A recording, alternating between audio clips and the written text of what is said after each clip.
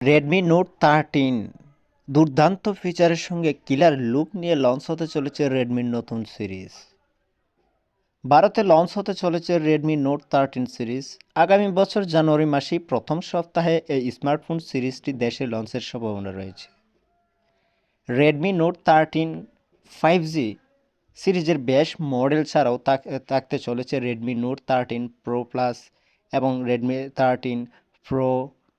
এবছরের সেপ্টেম্বর মাসেই এই স্মার্টফোন সিরিজ চীনে লঞ্চ হয়েছে।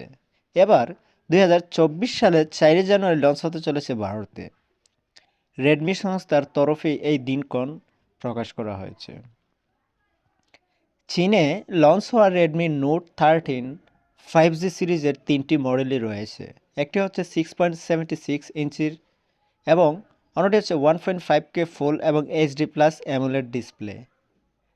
তার উপরে রয়েছে 16 মেগাপিক্সেল ফ্রন্ট ক্যামেরা সেন্সর এবং রেডমি নোট 13 প্রো প্লাস ফোনে রয়েছে মিডিয়াটেক ডিমেনসিটি 7200 প্রসেসর।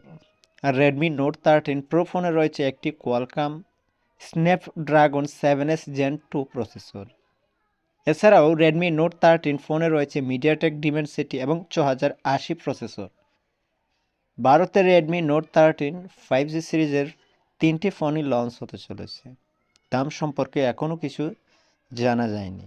তবে রেডমি নোট 13 5G সিরিজের ভারতীয় ভেরিয়েন্টের সম্ভাবনা এবং স্পেসিফিকেশন ও ফিচার।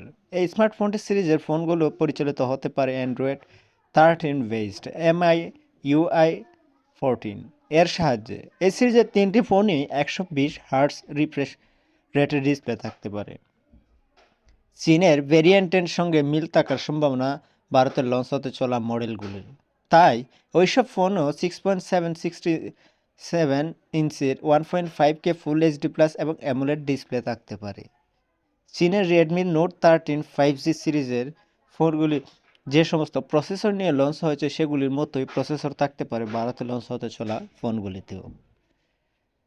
তো রেডমি নোট 13 ফোনে ডুয়াল রেয়ার ক্যামেরা ইউনিট থাকতে পারে, সেখানে 100 মেগাপিক্সেল প্রাইমারি সেন্সর থাকার সম্ভাবনা রয়েছে।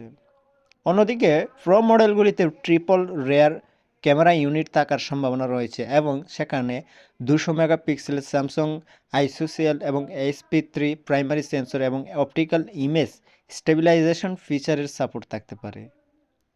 ফ্রন্ট ক্যামেরার সেন্সর ক্ষেত্রে চীনের ভেরিয়েন্টের সঙ্গে ভারতে লঞ্চ হতে চলার ফোনগুলোর সঙ্গে অনেকগুলো মিল রয়েছে।